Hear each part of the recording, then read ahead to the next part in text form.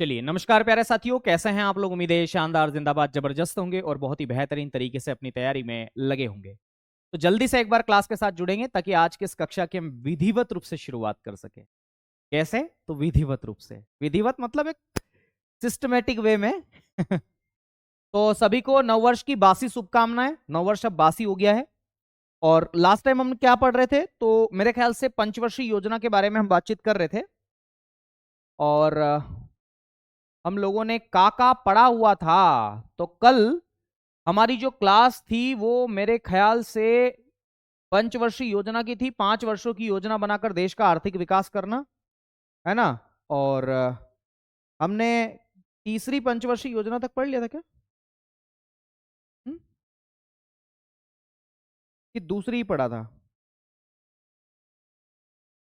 तीसरी तक हमने पढ़ा था मेरे ख्याल से।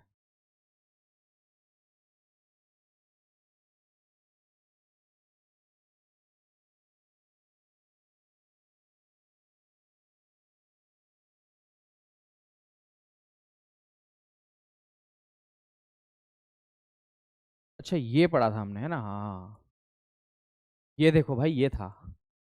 हमने ना ये पढ़ा था दूसरी पंचवर्षीय योजना तक।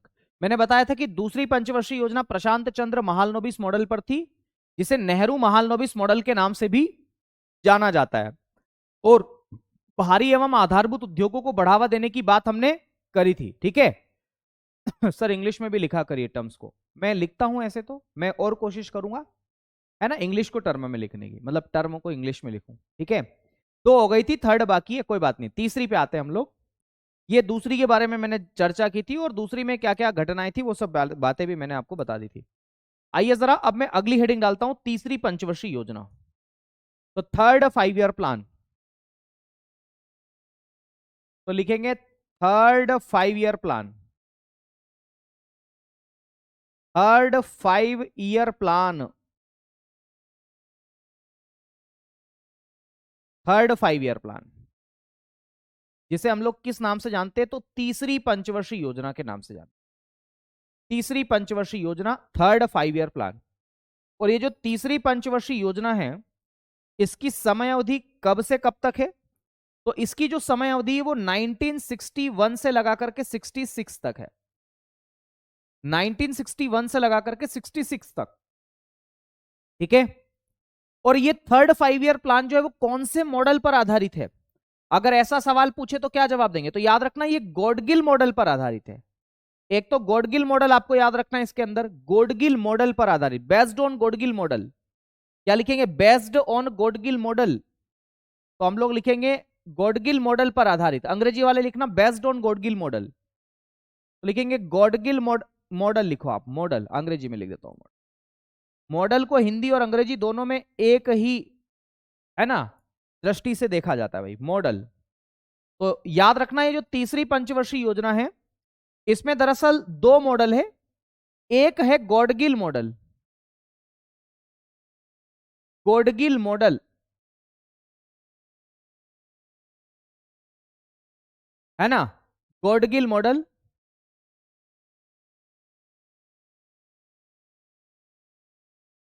तो याद रखना ये गॉडगिल मॉडल पर आधारित है, गॉडगिल मॉडल पर आधारित। तो बेस्ड ऑन गॉडगिल मॉडल, क्या बोलते हैं आप इसे? बेस्ड ऑन गॉडगिल मॉडल अंग्रेजी में। इसके अलावा एक और मॉडल है जिसका नाम है आपका, क्या बोलते हैं, हैं? तो सुखमय चक्रवर्ती और जॉन सैंडी मॉडल, ये भी है। तो दोनों मॉडल आपको याद रखना है। नाम तो अंग्रेजी में लिखने की जरूरत नहीं है ना मेरे प्यारे भाई। तो याद रखेंगे सुखमय चक्रवर्ती, सुखमय चक्रवर्ती,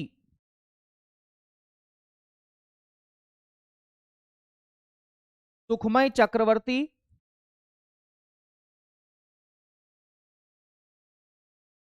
एवं जॉन सैंडी मॉडल।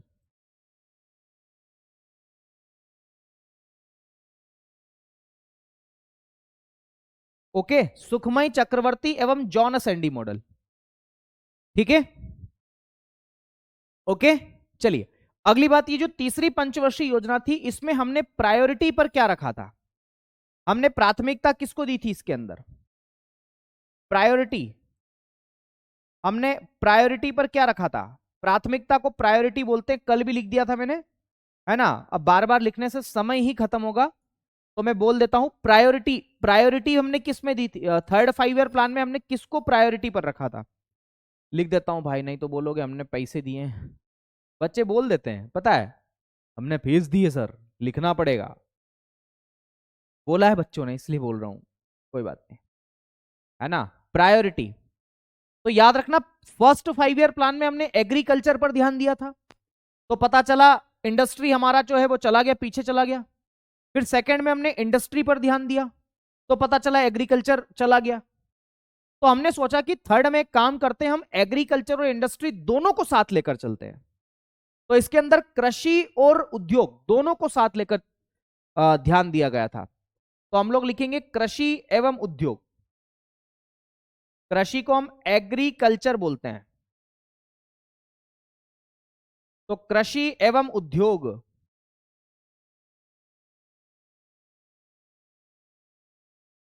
तो कृषि एवं उद्योग, और उद्योग को हम लोग किस नाम से जानते हैं, तो इंडस्ट्री के नाम से आप इसे जानते हैं। इस पर हमने प्रायोरिटी दी थी, प्राथमिकता दी थी। ओके, तो कृषि एवं उद्योग दोनों बातें मैंने आपको यहां पर बताने की कोशिश की, कोई दिक्कत तो नहीं है। चलो, इसके अलावा अगर हम बात करें, हम लक्ष्य की बात कर लेते कि इसमें हमने टारगेट कितना अपनाया था, टारगेट कितना टारगेट था इसके अंदर। तो याद रखना औसत लक्ष्य, एवरेज टारगेट, औसत लक्ष्य, है ना। एवरेज टारगेट की हम बात करते कि हमने कितना टारगेट अपनाया था। देश की जीडीपी का 2 नहीं, देश की जीडीपी का 5.6% हमने इसमें टारगेट बनाया था कि हम 5.6% प्राप्त करने वाले हैं। 5.6% की हम लोग प्राप्ति करेंगे, ऐसा हमारा टारगेट था। पर संयोग ऐसा, तीसरी पंचवर्षीय योजना में कई सारी समस्याओं का सामना हमें करना पड़ा, इसलिए इस टारगेट को हम अचीव नहीं कर पाए।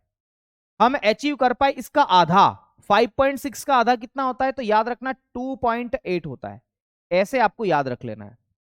तो हमने प्राप्ति कितनी की, 2.8% की हमने प्राप्ति की। ठीक है, इस थर्ड 5 ईयर प्लान में कोई इश्यू तो नहीं है। बढ़े आगे।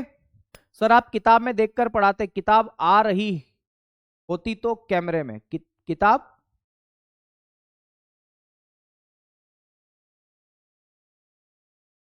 एक दो तीन चार, एक दो तीन चार, ये किताब है, ये किताब है लाल, ये किताब है, क्या है ये, गधे डेस्क है ये, जानवर। पढ़ना हो तो पढ़ो।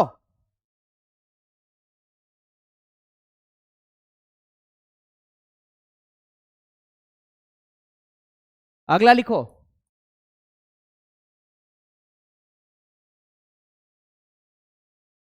देखो भाई, बेवकूफ जैसी हरकतें करते हो आप, पढ़ने आए हो ना।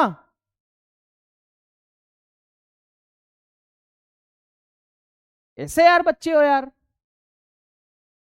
पूरे मुड़ की बैंड बजा देते हो। पढ़ना है ना अपने को अच्छे से कम 100 पेज पढ़ा चुका हूं इकोनॉमिक्स की।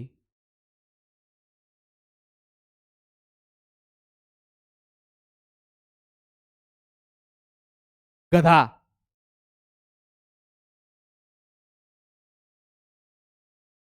अगला लिखो, ये तीसरी पंचवर्षीय योजना ये सबसे ज्यादा असफल थी, ये सर्वाधिक असफल थी, ये सर्वाधिक असफल योजना थी ये। क्यों थी सबसे ज्यादा अनसक्सेसफुल, इसका कारण बताता हूं कि ये सबसे ज्यादा अनसक्सेसफुल क्यों थी। इसका आंसर देता हूं मैं, ये सबसे ज्यादा असफल क्यों थी ये।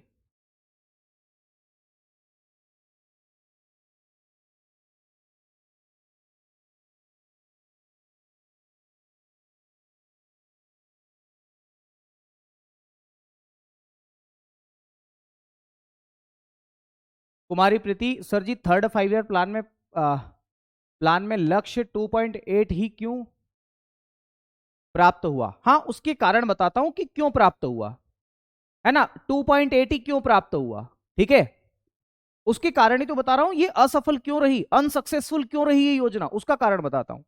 तो याद रखना, उसका कारण था सबसे पहला तो इसका समय देखो, देखो आप समय देखो इसका, 1961 से 66 तक थी ये योजना। ये क्यों थी असफल, क्योंकि इसमें हमारे साथ में दो वॉर हुए थे, दो युद्ध हो गए थे हमारे साथ में, दो युद्ध हो गए थे, दो युद्ध। कौन कौन से युद्ध हो गए थे? तो एक तो 1962 में चाइना के साथ हमारा युद्ध हो गया था, है ना। 1962 में चीन के साथ युद्ध, चाइना वॉर हुआ था 1962 में, ठीक है, पहला युद्ध तो ये। फिर दूसरा युद्ध जो हुआ था वो 1965 में हुआ था, ठीक है। तो याद रखना है 1965 में दूसरा युद्ध हो गया था, किसके साथ? पाकिस्तान के साथ। तो पाकिस्तान के साथ युद्ध हो गया था, पाक युद्ध, पाकिस्तान के साथ हमारा युद्ध हुआ। इसके अलावा अगर मैं बात करूं तो, है ना, दो युद्ध हो गए हमारे, ठीक है। इसके अलावा और क्या क्या पड़ा? तो 1964 में, है ना, पंडित जवाहरलाल नेहरू जी की डेथ हो गई थी बतौर प्रधानमंत्री, ठीक है। तो हम लोग क्या लिखेंगे? पंडित नेहरू जी की डेथ, पंडित नेहरू जी की डेथ।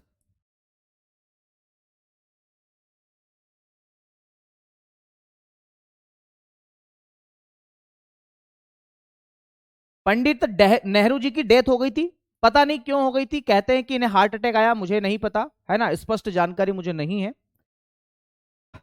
तो डेथ हो गई थी, तो एक कारण यह भी था। इसके अलावा 1965 में बंगाल में सूखा पड़ गया था, ठीक है ना। 1965 में क्या पड़ गया? बंगाल में सूखा, या अकाल भी बोलते हैं। तो बंगाल में सूखा पड़ गया था,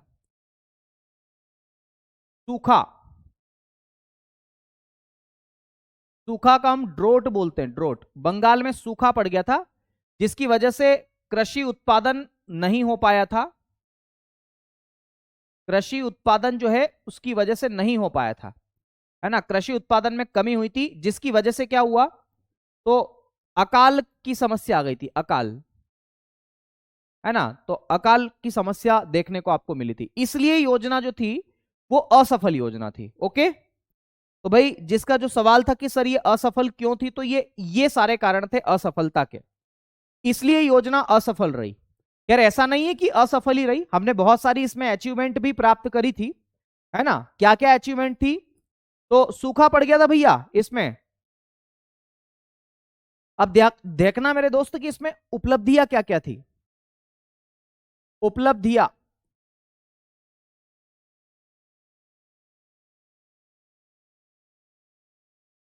इसमें क्या क्या अचीवमेंट्स थी, मतलब ऐसा नहीं है कि ये पंचवर्षीय योजना जो है वो पूरी तरीके से ध्वस्त ही रही, इसमें बहुत सारी उपलब्धियां भी हमने हासिल की थी, ठीक है। वो कौन कौन सी उपलब्धियां थी, ठीक है, वो कौन कौन सी उपलब्धियां थी? तो 1961 से लगा करके 66 तक, ठीक है, उसमें क्या क्या उपलब्धियां थी वो मैं आपको यहां पर बताने की कोशिश करता हूं। तो मेरे दोस्त इसमें 1964 में हमने आईडीबीआई बैंक की स्थापना की थी, 1964 में हमने आईडीबीआई बैंक की स्थापना की थी। IDBI bank, industrial development bank of India बोलते हैं आप इसे, है ना। तो आईडीबीआई बैंक, आईडीबीआई की स्थापना, industrial development bank of India, इसकी स्थापना हमने इसके अंदर की थी, ठीक है। 1964 में ही हमने यूटीआई की स्थापना भी की थी। यूटीआई का मतलब क्या होता है? तो यूनिट ट्रस्ट ऑफ इंडिया, और आईडीबीआई तो बैंक है, इसके बारे में बैंकिंग वाले चैप्टर में मैं आपको अच्छे से पढ़ाऊंगा, ठीक है। तो यूटीआई का मतलब होता है unit trust of India, unit trust of India, unit trust of India. ये भारत का पहला म्यूचुअल फंड था, याद रखना है ना। इसकी स्थापना कब की थी? तो 1964 में की थी, 1964 में की थी इसकी स्थापना, 1964 में। वैसे ही मेरे दोस्त 1965 में हमने एफसीआई की स्थापना की थी, फूड कारपोरेशन ऑफ इंडिया, जिसे हिंदी में भारतीय खाद्य निगम के नाम से जानते हैं। ठीक है, तो एफसीआई, एफसीआई जिसे भारतीय खाद्य निगम,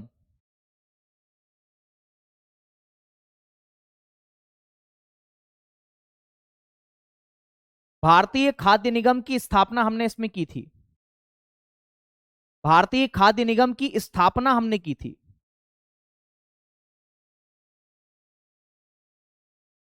ओके, इसके अलावा अगर मैं बात करूं तो 1965 में ही हमने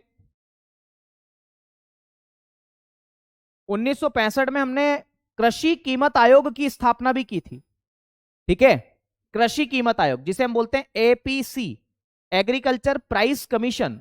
अब इसका नाम तो सीएसीपी नाम की संस्था कर दिया गया, मतलब पहले एपीसी बोलते थे, अब इसको सीएसीपी के नाम से जाना जाता है ना। तो एपीसी का मतलब होता है कृषि कीमत आयोग, कृषि कीमत आयोग, कृषि कीमत आयोग,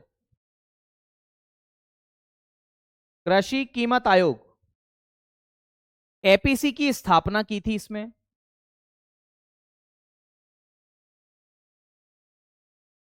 एपीसी की स्थापना की थी, जो वर्तमान में क्या है, तो याद रखना वर्तमान में इसको सीएसीपी के नाम से जाना जाता है। वर्तमान में ये सीएसीपी है, सीएसीपी। हम हिंदी में इसको बोलते हैं कृषि लागत एवं कीमत आयोग,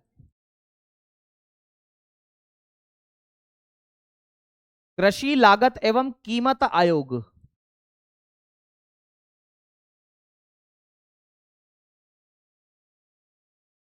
कृषि लागत एवं कीमत आयोग की स्थापना हमने की थी, मतलब एपीसी बोलते हैं आप इसे। ओके, इसको एपीसी के नाम से जानते हैं। तो 1965 में एफसीआई की स्थापना, ठीक है, और एपीसी की स्थापना भी हमने की, आईडीबीआई बैंक की स्थापना, यूटीआई की स्थापना हमने इसमें की। ठीक है, चलिए अगली बात लिखेंगे मेरे साथियों। इस तीसरी पंचवर्षीय योजना में हमने 1964 में एक आयरन एंड स्टील इंडस्ट्रीज की स्थापना भी की थी, जो कि बोकारो में स्थापित की गई थी। तो लिखेंगे Bokaro iron and steel industries, Bokaro iron and steel industries, Hindi में बोलते हैं बोकारो लौह इस्पात उद्योग। क्या बोलते हैं, हाँ, है ना, बोकारो लौह इस्पात उद्योग या Bokaro iron and steel industries.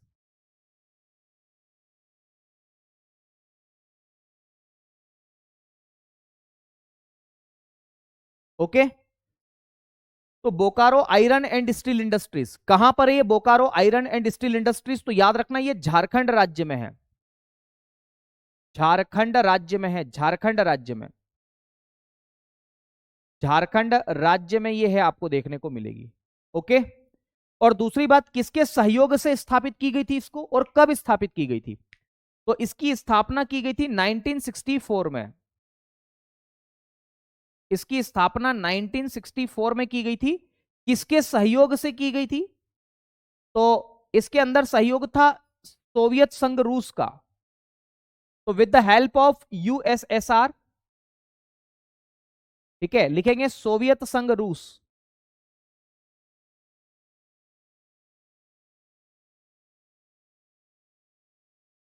Soviet संघ रूस के सहयोग से इसको एस्टेब्लिश किया गया था थर्ड 5 ईयर प्लान में, पर यह सबसे ज्यादा असफल थी। ओके, चलिए बढ़े आगे। मेरे ख्याल से काफी कुछ बातें हमने इसके अंदर कर ली है। अच्छा एक चीज, अरे हाँ, यहां पर ये थोड़ा सा चेंज करना, 1962 में इनकी डेथ नहीं हुई थी, 1964 में हुई थी, है ना, मैंने बताया यही होगा, 1964 में इनकी डेथ हुई थी, है ना, इसको थोड़ा सा करेक्ट कर लेना। ओके, ये थर्ड 5 ईयर प्लान के बारे में इतनी बातें। कौन कौन सा मॉडल है, सुखमय चक्रवर्ती और जॉन सैंडी मॉडल। ओके, ठीक है, अब याद ये रखना मेरे साथियों कि इस तीसरी पंचवर्षीय योजना के अंदर ही हमने हरित क्रांति की शुरुआत भी की थी। तो 1966 में ग्रीन रिवॉल्यूशन, ग्रीन रिवॉल्यूशन की शुरुआत हमने इसमें की थी। जब हम क्रांति वाला टॉपिक पढ़ेंगे तब आपको वहां पर बहुत अच्छे से मैं बताऊंगा कि ग्रीन रिवॉल्यूशन क्या है, हरित क्रांति क्या है, वो सब चीजें। ठीक है, तो हरित क्रांति की शुरुआत हमने इसमें की थी। हरित क्रांति की शुरुआत हमने इसमें की थी। ठीक है, ओके। हरित क्रांति को हमने इसमें शुरू किया था, कोई दिक्कत तो नहीं है। चलिए, अच्छा, इस तीसरी पंचवर्षीय योजना में एक उद्देश्य लिखना, रोजगार के अवसरों को बढ़ाना, एम्प्लॉयमेंट जो है उसको बढ़ाने की कोशिश इसमें की गई थी। ठीक है, तो लिखेंगे इसका उद्देश्य क्या है। इसका उद्देश्य क्या था? तो इसका उद्देश्य था रोजगार। उद्देश्य का मतलब ऑब्जेक्टिव होता है ना। तो इसका जो ऑब्जेक्टिव था वो क्या था मेरे दोस्त? ऑब्जेक्टिव क्या था इसका? तो इसका जो ऑब्जेक्टिव था वो था एम्प्लॉयमेंट को बढ़ावा देना। एम्प्लॉयमेंट को बढ़ावा देना। एम्प्लॉयमेंट को बढ़ावा देना इसका ऑब्जेक्टिव था। ठीक है, ये 3rd 5 ईयर प्लान की बातें हैं। हाँ, एनुअल प्लान में शायद, हाँ अभी एनुअल प्लान में भी चर्चा करेंगे ग्रीन रिवॉल्यूशन की, डोंट वरी। ठीक है, चलिए, कोई दिक्कत तो नहीं है? बताओ, कोई समस्या यहां तक किसी को? देखो, कोई टीचर किस मूड में आता है क्लास लेने, है ना, वो कोशिश करता है कि ज्यादा से ज्यादा आपको एंटरटेन करके क्लास में ही चीजों को समझा दे। तो ऐसी हरकतें मत करा करो यार, मतलब समझो इस चीज को। अच्छे व्यक्ति हो आप, पेट का एग्जाम दे रखा है आपने, आप ऐसे करोगे मतलब लेखपाल बनने वाले हो। ऐसे क्यों करते हो यार? ऐसा मत करा करो यार, अच्छा नहीं लगता है ना, अच्छा फील नहीं होता। फिर ऐसा लगता है कि यार क्या कर रहे हैं हम, पढ़ा ही रहे हैं, क्या कर रहे हैं ये, है ना। थोड़ा समझो, मतलब टीचर का भी सेल्फ रेस्पेक्ट है, मेरा खुद का भी सेल्फ रेस्पेक्ट है। सही बोल रहा हूं मैं? ठीक है, मैं आपकी वजह से हूं, मानता हूं, लेकिन इसका मतलब ये नहीं कि हम कुछ भी बोल दे। मजाक एक अलग हद में है यार, है ना। मजाक में कभी मना नहीं करता हूं आपसे मजाक करने के लिए, थोड़ा सा ध्यान रखो प्लीज, है ना। और अगर फिर भी मुझसे कोई गलती हो गई तो उसके लिए मैं क्षमा चाहूंगा, पर ये प्लीज ऐसा मत करो, ठीक है। ये ठीक नहीं है भाई, इससे अच्छा तो मैं क्लास ही नहीं लूंगा। ठीक है, चलो आगे बढ़ते हैं, है ना। समझ जाओ अब, अगर अगली बार ऐसी हरकतें हुई तो मैं फिर क्लास छोड़ दूंगा भाई, दूसरे टीचर लेंगे फिर आपकी क्लास इकोनॉमिक्स की। ठीक है, ये तीसरी पंचवर्षीय योजना में देखो ना, ये असफल रही, कई सारे कारण रहे। फिर हमारे पास 2 युद्ध हो गए, तो हम अगली पंचवर्षीय योजना, ठीक है, हम अगली पंचवर्षीय योजना बना नहीं पाए कुल मिलाकर के। तो हमने फिर, है ना, हमने फिर अगली पंचवर्षीय योजना नहीं बनाई क्योंकि हमारे पास पैसा ही नहीं बचा था। फिर हमने एनुअल प्लान को अपनाया, वार्षिक योजना को अपनाया। ठीक है, तो हम लोग क्या लिखेंगे अब? अगला हेडिंग डालेंगे वार्षिक योजना। तो हेडिंग डालेंगे वार्षिक योजना, जिसे एनुअल प्लान के नाम से आप इसे जानते हैं, वार्षिक योजना। वार्षिक योजना, वार्षिक योजना, वार्षिक योजना, जिसे एनुअल प्लान के नाम से आप इसे जानते हैं, एनुअल प्लान। वार्षिक योजना को हम लोग किस नाम से जानते हैं? तो एनुअल प्लान के नाम से आप इसे जानते हैं, एनुअल प्लान, वार्षिक योजना, है ना, वार्षिक योजना। इसको और भी कई सारे नामों से जाना जाता है, अभी हम डिस्कशन करेंगे। ये जो एनुअल प्लान है, दरअसल ये 3 सालों के लिए बनाया गया था, 3 सालों के लिए। ठीक है, और ये 3 साल थे 1966 से लगा करके 1969 तक। कोई दिक्कत यहां तक? कोई समस्या आपको? ठीक है, अब मैं आपको ये बताना चाह रहा हूं कि ये जो एनुअल प्लान थे इसके और क्या क्या नाम थे, इसको और किन किन नामों से जाना जाता था, इसके अन्य नाम क्या क्या थे। तो सबसे पहली बात तो हम ये याद रखेंगे कि इसको हम लोग जीरो प्लान के नाम से भी जानते हैं, शून्य योजना। क्यों बेटा शून्य योजना क्यों बोल देते हम इसे? इसको हम लोग जीरो प्लान बोलते हैं, जीरो प्लान, जीरो प्लान के नाम से आप इसे जानते हैं, जीरो प्लान। इसको शून्य योजना क्यों कहते हैं? क्योंकि हमने इसमें एक भी योजना नहीं अपनाई, इसलिए इसको शून्य योजना बोलते हैं। फिर दूसरी बात मेरे साथियों, इसी को योजना अवकाश बोल देते हैं। आपको पता होगा कि इस अवधि में, इस टेन्यूअर में हमने 5 ईयर प्लान से क्या कर ली? छुट्टी ले ली। ठीक है, क्या ले ली? छुट्टी ले ली। इसीलिए मेरे दोस्त इसको हम योजना अवकाश के नाम से भी जानते हैं, प्लान हॉलीडे। क्या बोलते हैं? योजना अवकाश। तो इसमें हम योजना अवकाश लिखेंगे, प्लान हॉलीडे।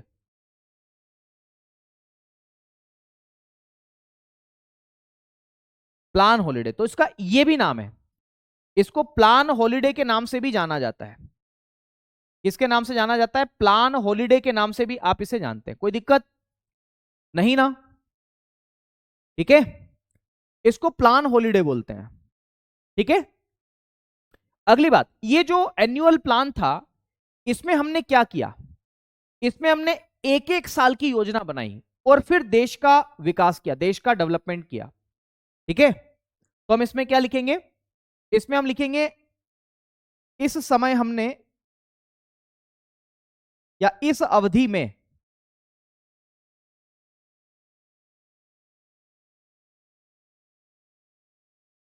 इस अवधि में, इस अवधि में एक एक वर्ष की योजना बनाकर, इस अवधि में एक एक वर्षीय योजना बनाकर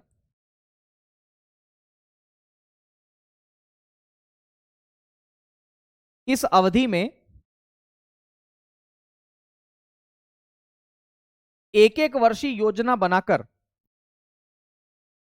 देश का विकास किया।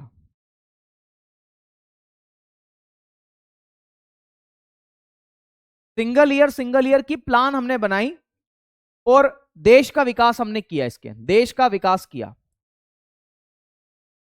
ठीक है, अब एक एक वर्ष की अवधि में मतलब कैसे? तो याद रखना, सबसे पहले हमने 1966 से लगा करके 67 के लिए प्लान बनाया। ठीक है, फिर हमने 1967 से 68 के लिए प्लान बनाया। फिर हमने थर्ड 1968 से लगा करके 69 के लिए प्लान बनाया।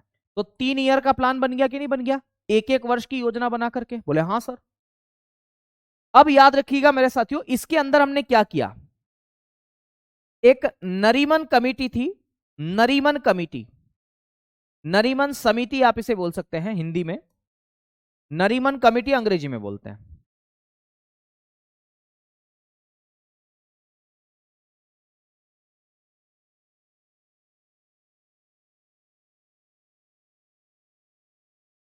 नरीमन समिति, नरीमन समिति, याद रखना, नरीमन समिति। और इस समिति ने, यह समिति थी दरअसल 1969 की कमेटी, 1969 की एक कमेटी थी। इस कमेटी ने एक रिकमेंडेशन दी थी कि देश के अंदर लीड बैंक होनी चाहिए, ऐसी बैंक होना चाहिए जो बाकी कमजोर बैंकों को, वीक वीक जो बैंक थी, वीकर्स बैंक थी, कमजोर बैंक थी, उनको क्या करे? उनको उनको ट्रेनिंग दे, उनको ग्रोथ करने के तरीके बताए। तो ऐसी बैंक होनी चाहिए। तो इन्होंने इस नरीमन कमेटी ने लीड बैंक स्कीम की शुरुआत की थी। Lead bank scheme, lead bank scheme, lead bank scheme,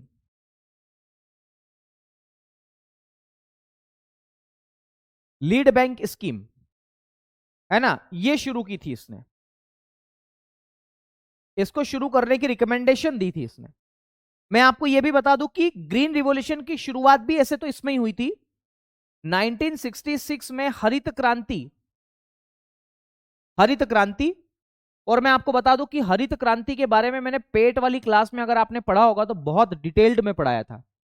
ठीक है, तो हरित क्रांति की शुरुआत भी हमने इसी में की थी, हरित क्रांति को हमने लागू भी इसमें ही किया था। खैर, तीसरी पंचवर्षीय योजना भी सही है, वो तो ऑप्शन के अकॉर्डिंग आपको टिक करना पड़ेगा कि क्या इसका आंसर है। ठीक है, चलो, कोई दिक्कत यहां तक एक बार प्लीज मुझे बताओ कि हाँ सर यहां तक कोई समस्या नहीं है। ये एनुअल प्लान के बारे में मैंने आपको यहां पर बताया। ओके भाई, चलिए बढ़े, आगे बढ़े।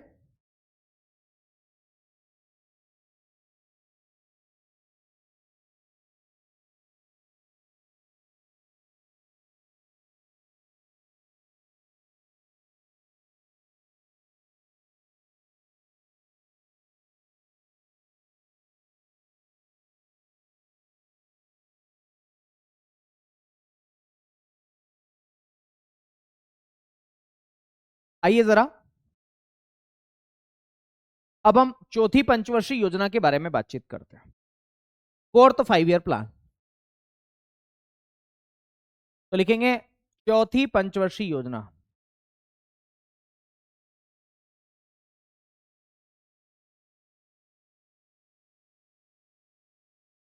चौथी पंचवर्षीय योजना।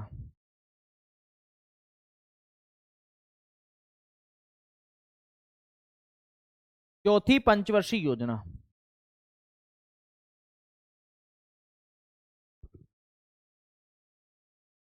तो 4th 5 ईयर प्लान के नाम से आप इसे जानते हैं, 4th 5 ईयर प्लान।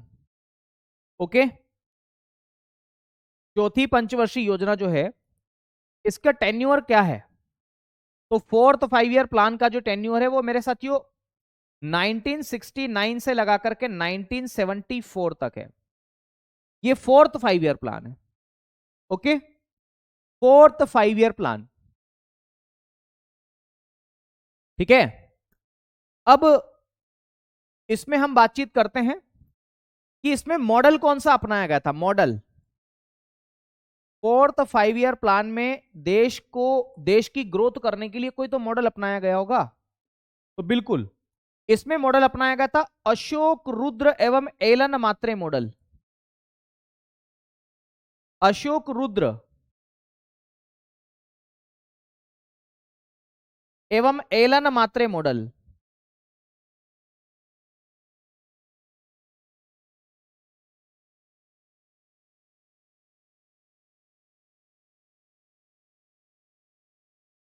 तो अशोक रुद्र एवं एलन मात्रे मॉडल इस 4th 5 ईयर प्लान में ही अपनाया गया था। ओके, अब मैं आपको एक और बात बताऊं, सवाल आता है कि कौन सी पंचवर्षीय योजना, कौन सी 5 ईयर प्लान गॉडगिल फार्मूले पर बेस्ड है? तो यही है गॉडगिल फार्मूले पर। गॉडगिल मॉडल पर तीसरी है, गॉडगिल फार्मूले पर चौथी पंचवर्षीय योजना। पेट में ही सवाल आया हुआ है ये, ठीक है। तो इसके अंदर क्या लिखेंगे? गॉडगिल फार्मूले पर आधारित ये जो योजना थी ना 4th वाली, ये गॉडगिल फॉर्मूले पर आधारित है। तो गॉडगिल फार्मूले, गॉडगिल फार्मूले पर आधारित, ठीक है, गॉडगिल फार्मूले पर आधारित।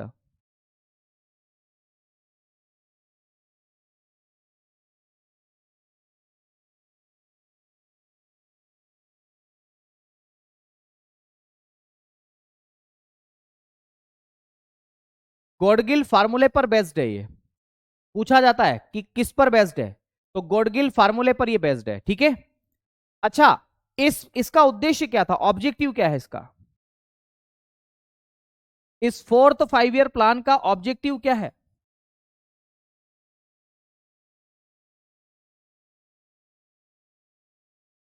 इस 4th 5 ईयर प्लान का ऑब्जेक्टिव क्या है? तो इसके दरअसल दो ऑब्जेक्टिव है। पहला है आत्मनिर्भरता की प्राप्ति, सेल्फ रिलायंस बोलते हैं आप इसे, है ना, आत्मनिर्भरता की प्राप्ति।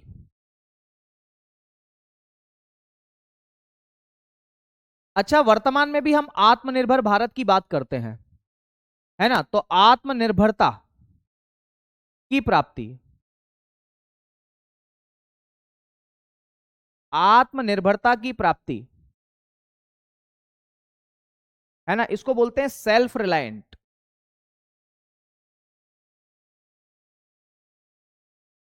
आत्मनिर्भरता का मतलब क्या होता है? जैसे मैं आत्मनिर्भर हूं, मतलब मैं अपना खाना खुद बना सकता हूं। मैं आत्मनिर्भर हूं, मैं अपने कपड़े खुद धो सकता हूं, है ना। मैं आत्मनिर्भर हूं मतलब मेरा काम मैं खुद ही करूं। आ गई बात समझ में?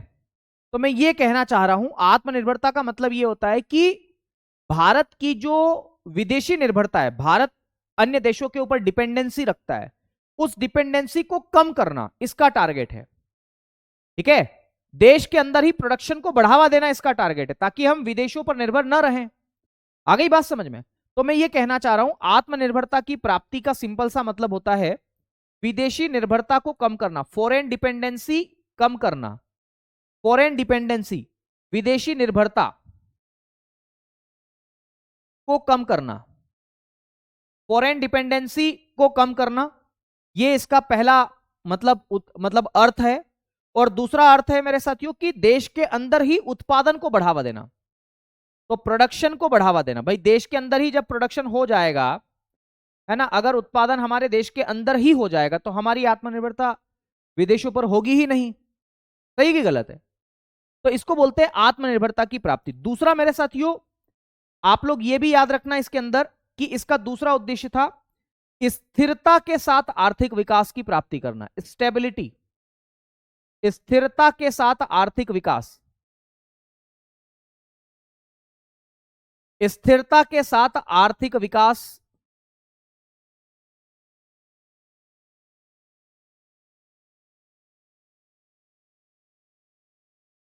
विकास की प्राप्ति करना। तो इसमें हम लोग क्या लिखेंगे? तो इकोनॉमिक डेवलपमेंट विथ स्टेबिलिटी, इसको अंग्रेजी में बोलते हैं economic development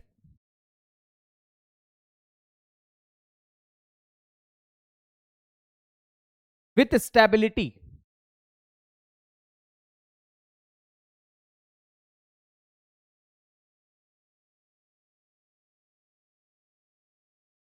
economic development with stability, okay, economic development with stability आप इसे कहते हैं। सही है? इसका मतलब है कि हमारा विकास तो हो, देश का विकास होना चाहिए, लेकिन स्टेबिलिटी के साथ होना चाहिए। ऐसा नहीं है कहीं ज्यादा हो रहा है कभी कम हो रहा है, मतलब हमारा भी विकास होगा ना, वो स्टेबिलिटी के साथ ही होना चाहिए। स्थिरता के साथ साथ आर्थिक विकास बोलते हैं। ठीक है, अब इसमें हम लोग लिखेंगे टारगेट कितना था इस पंचवर्षीय योजना में। तो चौथी जो पंचवर्षीय योजना थी इसके अंदर कितना टारगेट बनाया गया था? तो लिखेंगे लक्ष्य, औसत लक्ष्य, एवरेज टारगेट कितना था? औसत लक्ष्य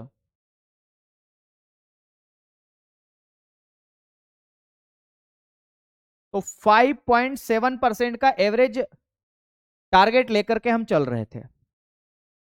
हम कितना प्राप्त किए थे इसके अंदर? वास्तविक प्राप्ति कितनी हुई थी? रियल अचीवमेंट कितना हुआ था हमारा? तो वास्तविक प्राप्ति हमारी हुई थी 3.3% की, 3.3%। इतना हम अचीव कर पाए थे किसमें? इस चौथी पंचवर्षीय योजना में। ओके, कोई दिक्कत? पेन थोड़ा डार्क कर दीजिए। ठीक है भाई, ये लो, ऐसे डार्क है ये, है ना? बताओ यहां तक कोई दिक्कत किसी को? नहीं ना? बढ़े आगे बढ़े, चलिए। अरे एक और चीज ऐड कर लो यार, यहां पर उद्देश्य में एक और चीज ऐड कर लो। इसका उद्देश्य एक और था, और वो था परिवार नियोजन, परिवार नियोजन को अपनाना। फैमिली प्लानिंग प्रोग्राम बोलते हैं ना आप इसे, है ना? तो लिखेंगे परिवार नियोजन कार्यक्रम, परिवार नियोजन कार्यक्रम।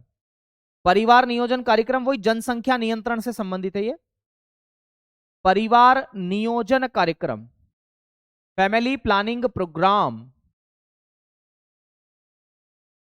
Family planning programme, family planning programme,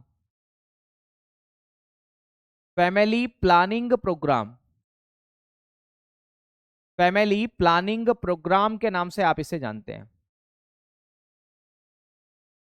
ठीक है, तो इसको अपनाना भी इसका उद्देश्य था, फैमिली प्लानिंग प्रोग्राम को अपनाना। ठीक है, ये जनसंख्या नियंत्रण से संबंधित है। इसमें गर्भ निरोधक गोलियों का उपयोग करना, ठीक है, इसके अलावा निरोध का उपयोग करना, नसबंदी, ये सारे के सारे इसके अंतर्गत है। परिवार नियोजन कार्यक्रम को ऐसे तो फर्स्ट 5 ईयर प्लान में ही अपना लिया गया था 1952 में, पर एक ऑब्जेक्टिव के रूप में इसको कब अपनाया गया था? 4th 5 ईयर प्लान में, ये याद रखना है। ऐसे तो इसको 1952 में ही अपना लिया गया था, पर इसको एक ऑब्जेक्टिव के रूप में 4th 5 ईयर प्लान में अपनाया था। ठीक है, चलो इसकी अचीवमेंट्स की हम बात करें, उपलब्धियों की हम बात करें। 4th 5 ईयर प्लान की क्या क्या उपलब्धियां है, इसकी क्या क्या उपलब्धियां है? 4th 5 ईयर प्लान की क्या क्या उपलब्धियां है? तो मेरे साथियों इसकी क्या क्या उपलब्धियां है वो जरा देखना। देखो 1969 से 74 तक क्या क्या घटनाएं घटी, तो मैं 1969 से शुरू करता हूं। 1969 में 14 बैंकों का राष्ट्रीयकरण किया गया था। ठीक है, तो 1969 में 14 बैंकों का राष्ट्रीयकरण था। तो 14 बैंकों का राष्ट्रीयकरण, राष्ट्रीयकरण का मतलब होता है नेशनलाइजेशन, मतलब भारत सरकार की हिस्सेदारी 50% से ज्यादा होना, इसको बोलते हैं राष्ट्रीयकरण या सार्वजनिकरण भी बोलते हैं, है ना। तो राष्ट्रीयकरण, 14 बैंकों का राष्ट्रीयकरण किया गया था, नेशनलाइज्ड किए गए थे। तो नेशनलाइज्ड कब किए थे पता है आपको? 1969 में। ऐसे मैं आपको बता दूं कि 19 जुलाई 1969 को ये किया था, 1969 में, है ना, याद रखना है। फिर मेरे साथियों ऑपरेशन फ्लड शुरू किया था, कब किया था? 1970 में। तो 1970 में ऑपरेशन फ्लड मिल्क प्रोडक्शन को बढ़ावा देने के लिए, ऑपरेशन फ्लड दुग्ध क्रांति को बढ़ावा देने के लिए शुरू किया था, आप सभी जानते हैं। ठीक है, इसके अलावा 1971 की अगर हम बात करें तो 1971 में भारत और पाकिस्तान के बीच में वॉर भी हुआ था, और फिर हम कहते हैं बधाई हो, बांग्लादेश हुआ है। ठीक है, तो 1971 में क्या हुआ? तो भारत पाकिस्तान युद्ध, इंडो पाक वॉर, इंडो पाक वॉर, इंडो पाक वॉर आप इसे बोलते हैं, भारत पाकिस्तान युद्ध, है ना। आप सभी जानते हैं कि भारत की जीत हुई इसके अंदर। फिर 1973 के अंदर हमने ये किया, मेरे दोस्त याद रखना, एक हमने सूखा प्रवण क्षेत्र कार्यक्रम की शुरुआत की थी। ठीक है, तो हम लिखेंगे सूखा प्रवण क्षेत्र कार्यक्रम, सूखा प्रवण क्षेत्र कार्यक्रम, इसको बोलते हैं ड्रोट प्रवण क्षेत्र कार्यक्रम, है ना। सूखा प्रवण क्षेत्र कार्यक्रम, और याद रखना ये सिंचाई को बढ़ावा दिया गया था, इसके अंदर इरिगेशन, इरिगेशन को बढ़ावा दिया गया था, ताकि जो सूखे एरिया थे जहां पर पानी की कमी थी वहां पर हम लोग बढ़ावा दे सके उसको। ठीक है, इसके अलावा 1969 में मेरे दोस्त इसरो की स्थापना भी तो की गई थी। 1969 में ISRO, Indian Space Research Organisation, ISRO की स्थापना कब की गई थी? 1969 में ही तो की गई थी, 15 अगस्त को। ठीक है, 1974 में हमने एक शुरुआत की थी प्रोग्राम की, अगर आपको याद हो तो, वो था स्माइलिंग बुद्धा, एक प्रोजेक्ट था स्माइलिंग बुद्धा। इसका संबंध किससे है मुझे बताओ? स्माइलिंग बुद्धा जो है ये कोड वर्ड है, कूट है, इसका संबंध किससे है मेरे दोस्त? जल्दी से बताएंगे। ये परमाणु परीक्षण है ना, एक एटॉमिक परमाणु परीक्षण, है ना, ये कोडवर्ड था जो कि 1974 में लागू किया था या अपनाया गया था। ओके, कोई दिक्कत? हाँ, हाँ, ऑपरेशन फ्लड के 3 चरण थे, बिल्कुल सही आपने बताया, है ना। तो मेरे ख्याल से और कुछ बातें बची है क्या? हाँ, एक और याद रखना, इसी में हमने तारापुर महाराष्ट्र में एक एटॉमिक रिसर्च परमाणु संयंत्र स्थापित किया था। ठीक है, तो लिखेंगे Tarapur Maharashtra, Tarapur Maharashtra,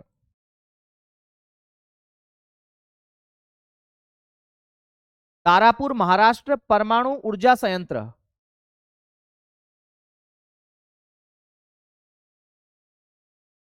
atomic energy plant, परमाणु ऊर्जा संयंत्र हमने स्थापित किया था। ओके, तो मेरे ख्याल से ये सारी की सारी अचीवमेंट्स थी हमारी 4th 5 ईयर प्लान की। सर हरित क्रांति बस इतना ही है कि अलग से अरे अलग से पढ़ाएंगे हरित क्रांति, है ना, पोखरण, बहुत बढ़िया। बढ़े आगे, ये इतनी बातें समझ में आ गई आप लोगों को 4th 5 ईयर प्लान से संबंधित। अब याद रखिएगा 4th के बाद में 5th की हम बात करते हैं, तो हेडिंग डालेंगे 5th 5 ईयर प्लान।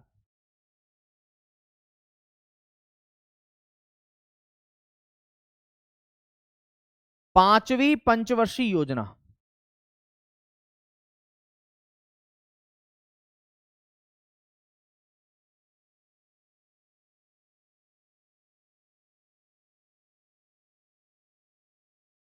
पांचवी पंचवर्षीय योजना। पांचवी पंचवर्षीय योजना, 5th 5 ईयर प्लान के नाम से आप इसे जानते हैं। और पांचवी पंचवर्षीय योजना जो है, इसकी अवधि क्या है? तो ये थी 1974 से शुरू हुई थी। ऐसे तो ये योजना 1979 तक ही थी, पर जनता पार्टी सरकार ने इसको क्या किया, 1 साल पहले ही रोक दिया। तो 1974 से लगा करके 1978 तक। याद रखना, ये केवल और केवल ऐसी योजना थी जो केवल और केवल 4 वर्ष की योजना थी। ठीक है, ओनली 4 ईयर प्लान। तो हम इसमें लिखेंगे केवल 4 वर्षीय योजना। केवल 4 वर्षीय योजना। केवल 4 वर्षीय योजना। ओनली 4 ईयर प्लान थी ये। ठीक है। अच्छा, इसमें मॉडल कौन सा अपनाया गया था? मॉडल, तो इसके अंदर डीपी धर मॉडल अपनाया गया था।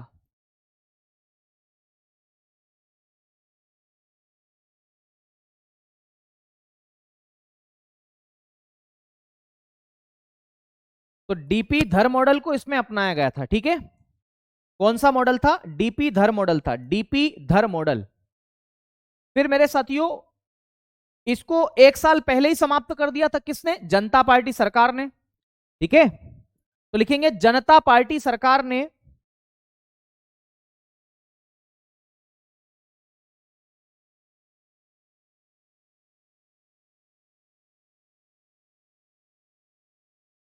जनता पार्टी सरकार ने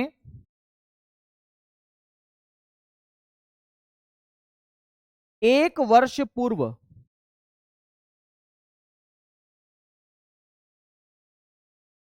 इसको कर दिया था, समाप्त कर दिया था। अच्छा, 1 साल पहले ही क्यों समाप्त कर दिया था? इसका क्या कारण है? 1 वर्ष पूर्व समाप्त क्यों किया था? इसका क्या रीजन है? तो याद रखना, इसका जो कारण है वो क्या है मेरे दोस्त? तो पॉलिटिकल अनस्टेबिलिटी, राजनीतिक अस्थिरता, क्योंकि अब गठबंधन की सरकार बनने लगी थी। ठीक है, तो याद रखना मेरे साथियों, हम लोग क्या लिखेंगे? राजनीतिक अस्थिरता।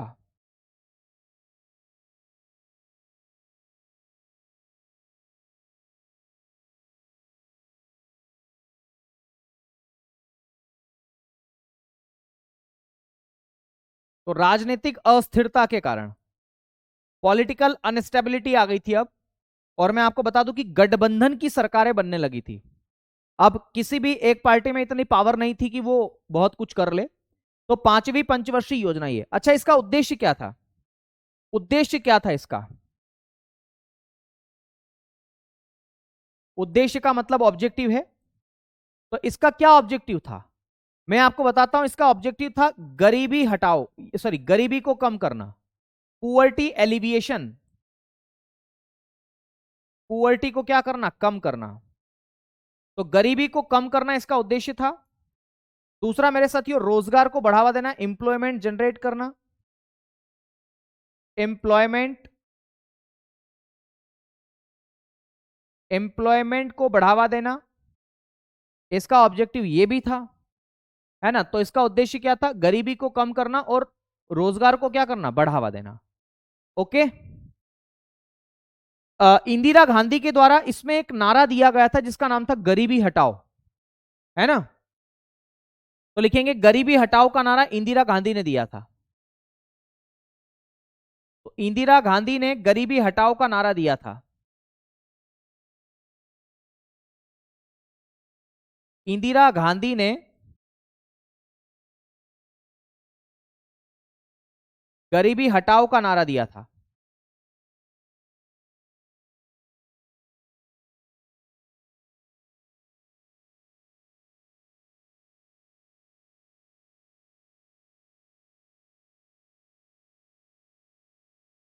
किसमें दिया था? इसी में दिया था। ठीक है, गरीबी हटाओ का नारा इसमें दिया था। अब इससे आगे की चर्चा हम लोग करेंगे कल, ठीक है, नेक्स्ट क्लास में अब इससे आगे की बात होगी। ओके, कैसी लगी आपको ये क्लास?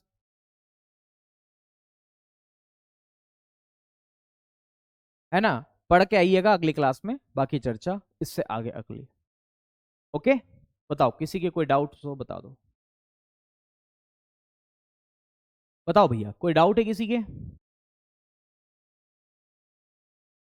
विपिन भाई थैंक यू सर, आपकी राइटिंग मस्त है। ओके प्रदीप भाई, देवानंद शर्मा जी, रोटी कपड़ा मकान नारा। हाँ, रोटी कपड़ा मकान का स्लोगन भी इसी में दिया गया था। सर इस चैप्टर के खत्म होने के बाद में इसके क्वेश्चंस का प्रैक्टिस करवा दीजिएगा। इतना समय नहीं है भाई, लेकिन हाँ ये जरूर है कि जब हमारा सिलेबस खत्म हो जाएगा तो मैं एक मैराथन टाइप कुछ ले लूंगा, ठीक है। नारा, नारा कब दिया था? नारा 74 में दिया था सर।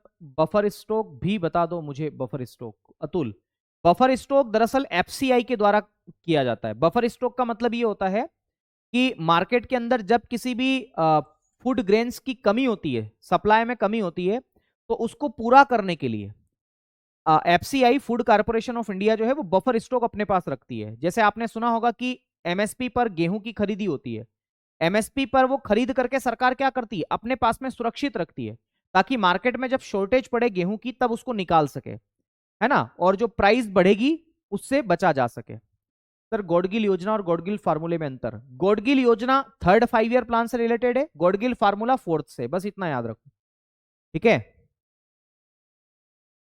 उसका आंसर आप अच्छा पढ़ाते हैं, ठीक है सर। लेखपाल के प्रैक्टिस सेट बुक कब आएगी? ये मुझे नहीं आइडिया इस विषय पर। गुरुजी इससे यूपीपी हो जाएगा, आराम से हो जाएगा, ठीक है।